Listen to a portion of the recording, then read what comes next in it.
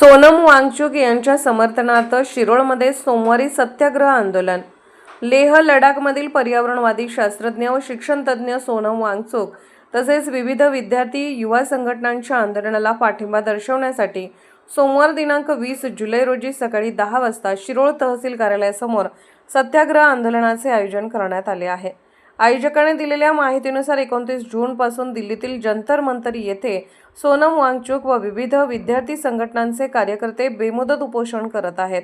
लेह लडाखचे पर्यावरण संरक्षण, नीट पेपरफुटी प्रकरणी जबाबदारी निश्चित करणे, संबंधित केंद्रीय शिक्षण मंत्र्यांच्या राजीनाम्याची मागणी तसेच पेपरफुटीमुळे आत्महत्या केलेल्या विद्यार्थ्यांच्या कुटुंबियांना नुकसान भरपाई देण्याच्या प्रमुख मागण्यांसाठी हे आंदोलन सुरू आहे.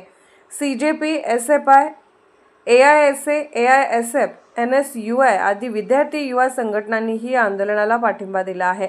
येत्या 20 जुलै रोजी संसदेचे पावसाळी अधिवेशन सुरू होत असताना सोनम वांगचुक यांनी दिलेल्या चलो पार्लमेंट या हाकेला प्रतिसाद म्हणून देशभर विविध ठिकाणी समर्थन आंदोलन आयोजित करण्यात येत असून त्याचाच एक भाग म्हणून शिरोळ येथे सत्याग्रहाचे आंदोलन करण्यात आले आहे.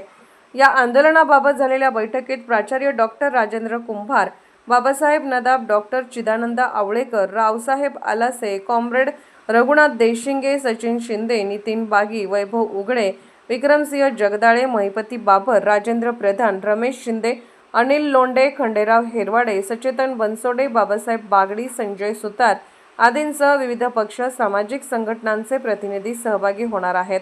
या सत्याग्रहात सर्व पक्ष, सामाजिक संघटना, विद्यार्थी, युवक तसेच नागरिकांनी मोठ्या संख्येने सहभागी व्हावे असे आवाहन आयोजकांनी केले.